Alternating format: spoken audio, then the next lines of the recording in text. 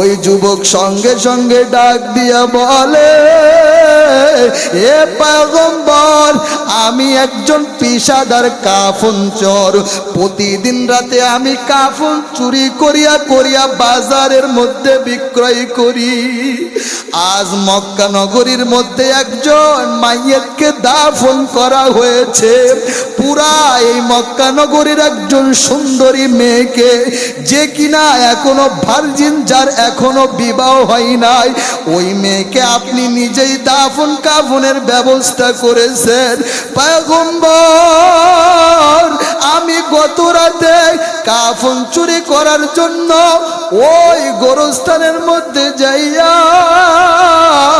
আমি কবরটা খনন করিয়া ওই মাইয়ের থেকে আমি কাফনটা যখন সরায়া ফেলাই, এক পর্যায়ে তাকায় দেখি মাইয়েরটা এত সুন্দর, আমি নিজেকে না কন্ট্রোল করতে পাইরা এক পর্যায়ে তার সাথে আমি জিনাহের গুনাহ করিয়া ফেলেছি। ও পয়গম্বর, আপনি বলেন আমি মাপ পাবো কিনা ওই মালিকের কাছে? পয়গম্বর ডাক দিয়া বলে, রে যুবক, তুমি হয়তো মালিকের কাছে ক্ষমা নাও পাইতে পারো, ওই মালিকের কাছে তওবা করো।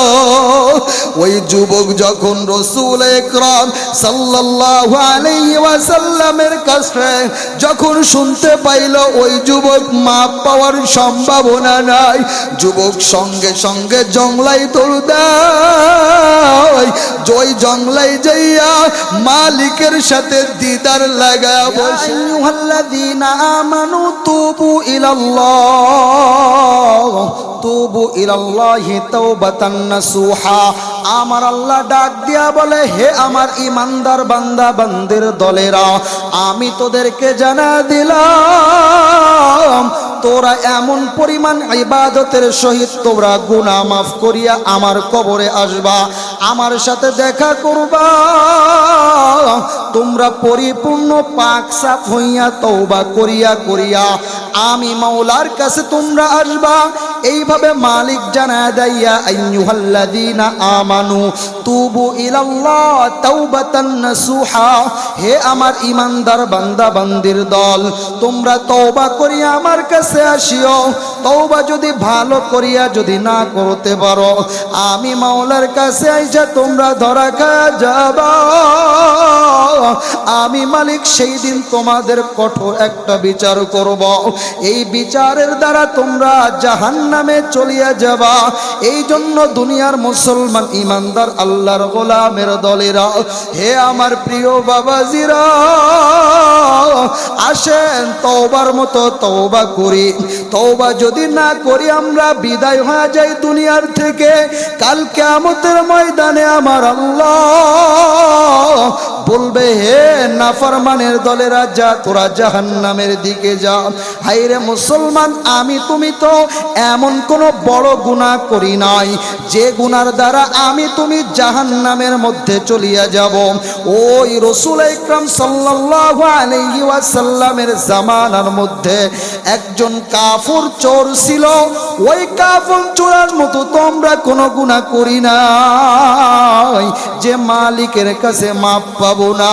ওই কাফন চোরা, এত বড় কাফন চোরা, ওই নবী সাল্লাল্লাহু আলাইহি ওয়াসাল্লামের জামানার মধ্যে পুরা মক্কা নগরীর মধ্যে, পুরা মদিনা নগরীর মধ্যে যাদেরকে কবর দেওয়া হইতো, তাদের কবর থেকে নতুন কাফন গুলা চুরি করিয়া করিয়া ওই ব্যক্তি বাজারের মধ্যে বিক্রি করিয়া করিয়া তার সংসার চালাইতো। ওই যুবক একদিন হঠাৎ করিয়া ভাবলো, আজ মক্কা নগরীর মধ্যে এমন একটা মাইয়েতকে কবর দেওয়া হয়, এই কাফনটা যদি আমি চুরি করতে পারি, এই কাফনটা আমি চুরি করিয়া কিছুদিন ভালোভাবে কাটাইতে পারবো, আমার সংসারটা আমি ভালো করিয়া চালাইতে চালাইতে পারবো। ওই আল্লাহর বান্দা যুবক ও আল্লাহর বান্দা যুবক ওই দিন আবার তার মিশনে নাইমা গেল। ওই মক্কা নগরীর মধ্যে যাইয়া, গোরস্থানের মধ্যে যাইয়া কবরটা, নতুন কবরটা খনন করিয়া ফেলে। নতুন কবরটা খনন করিয়া ওই যুবক কাফন চূড়া কবরের মধ্যে নাইমা যখন সুন্দর করিয়া ওই মাইয়ের থেকে একটা কাফনের কাপড় সরাইল, দেখলো একটা না দুইটা না পুরা 5টাই কাফনের কাপড় পাওয়া যায়। ওই আল্লাহর বান্দা আস্তে আস্তে 5টা কাফনটা সরায়া, আস্তে আস্তে 5টা কাফন সরায়া নিল।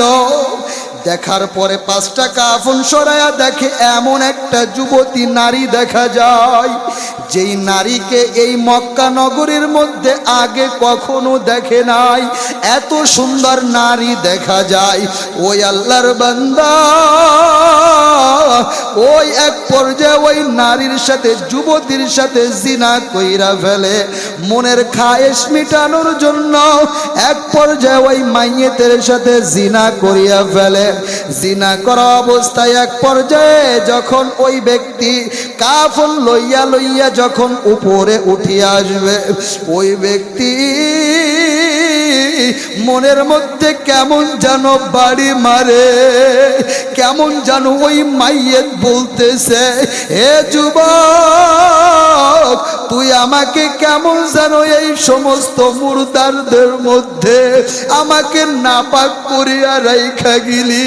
শুধু তা নয়, কাল কিয়ামতের ময়দানের মধ্যে আমি ওই মালিকের কাছে উলঙ্গ অবস্থায় উঠব। এই যুবক তোর উপরে লানত, তোর উপরে আল্লাহর লানত লাগুক। ওই যুবক যখন এই কথাটা কেমন যেন কানের মধ্যে বাড়ি মারে, মারার সঙ্গে সঙ্গে যুবক আস্তে আস্তে বাড়ির দিকে যায়।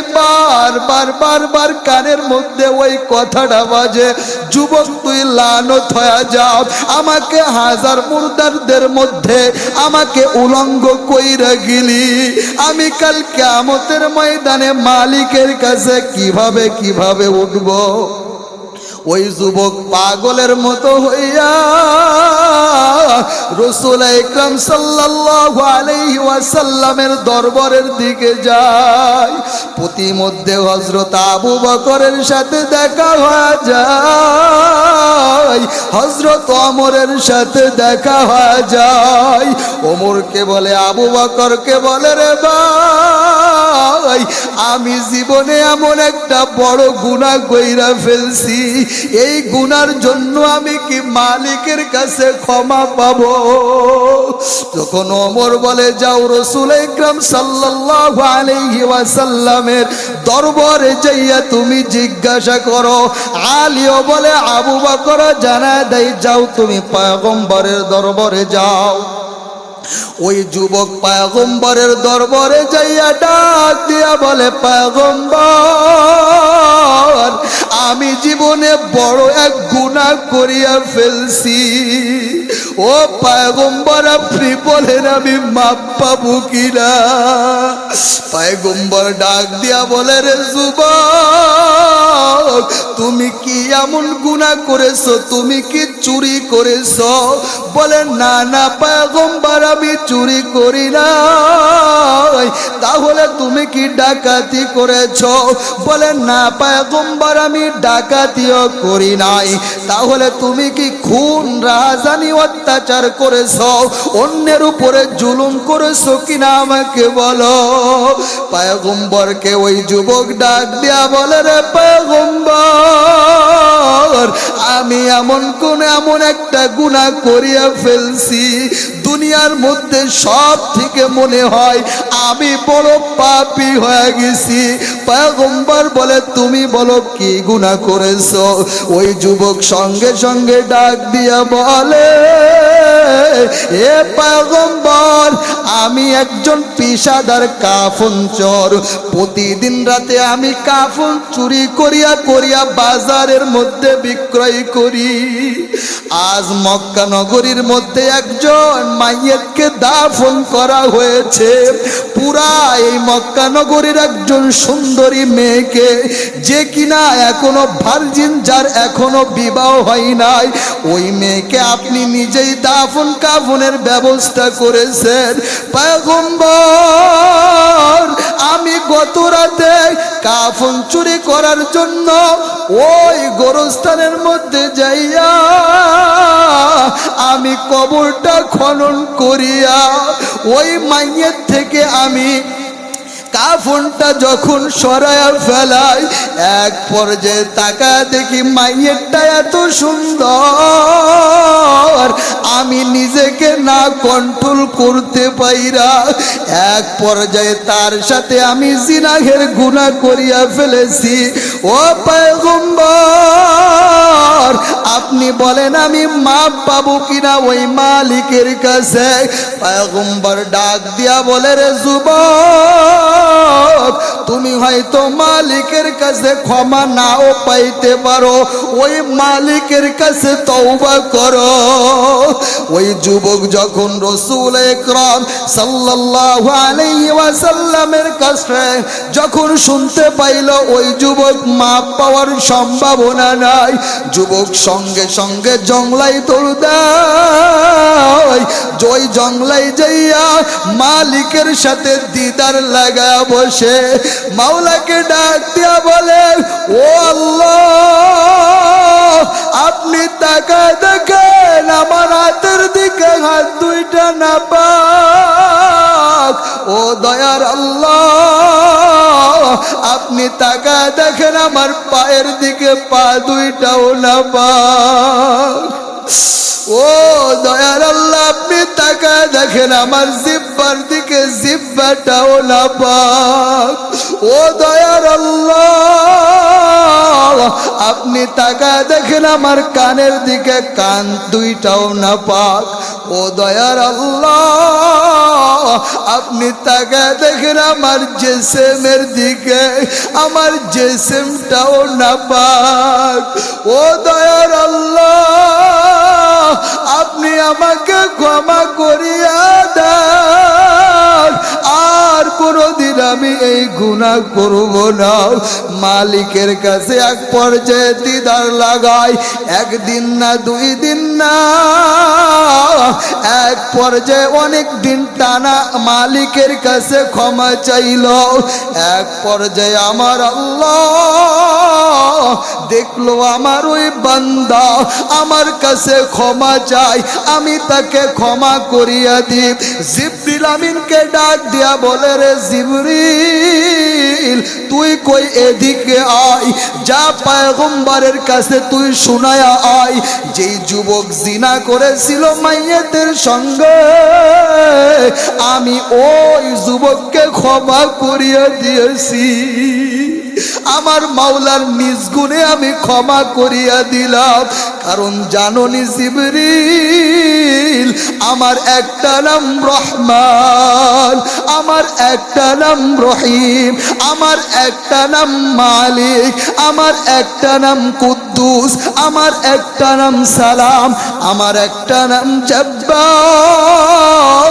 যাও যাও পয়গম্বরের কাছে জানায়া আসো, আমি ওই যুবককে ক্ষমা করিয়া দিলাম। যাও পয়গম্বরের কাছে তুমি জানায়া আসো।